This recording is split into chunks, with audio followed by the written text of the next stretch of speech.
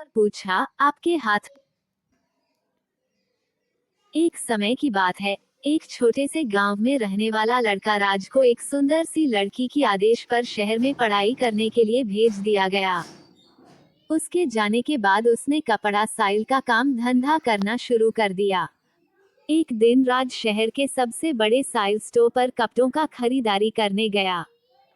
वहां पहुंचकर उसकी नजर एक दुकान में बेईमानी से छिपी लड़की पर पड़ी। उसकी नादान आदतों के कारण राज वहां भयानक खराब हो गया। वह अपनी ईमानदारी और अच्छाई की रक्षा करना चाहता था। नीतिवादी युवा राज ने अपनी मां के बताए तरीके पर चलकर बिना ज्यादा सोचे समय क्यों खराब नहीं करते हुए दुकानदार को एक चांदी का सिक्का छोड़ दिया और वहां से कपड़ा खरीद लिया। धीमी धीमी धुन सुनाई देती हुई लड़की अचानक अपने पिज्जा पानीपुरी स्थान पर दिखाई दी। वह राज की खराब हालत देखकर उनके पास आई और पूछा, आपके हाथ में क्या हुआ है? क्या मैं कुछ मदद कर सकती हूँ?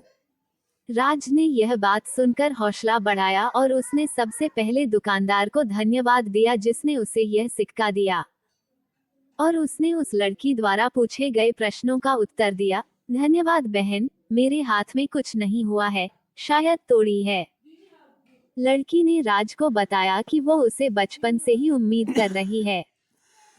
उसने आगे कहा कि उसे एक बहुत अच्छा और भोला लड़का चाहिए जो उसे सब प्यार करे और उसकी ख्वाहिशों को सीधा रास्ता दिखाए। राज ने लड़की के प्रति खास इंटरेस्ट दिखाया और उसे बातचीत के लिए आमंत्रण दिया।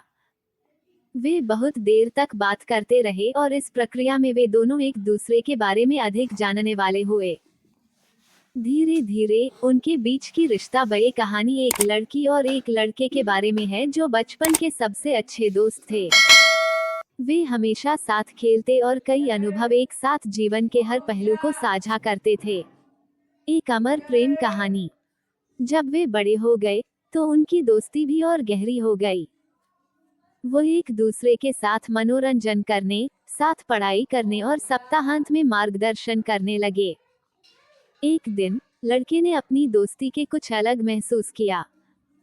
वो हमेशा लड़की की तरफ देखने और उसके साथ हंसने खेलने के लिए तत्पर रहने लगा।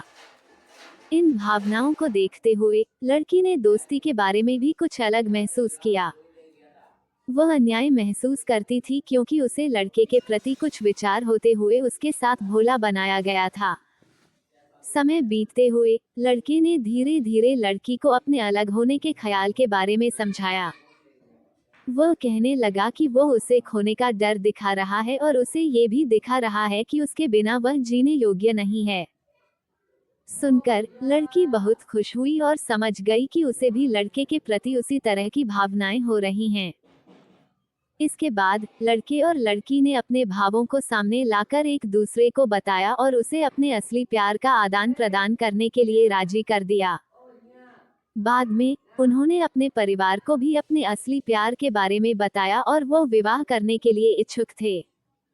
इस प्रकार लड़के और लड़की ने एक साथ विवाह किया और अपने सपनों को साथ मिलकर पूरा किया।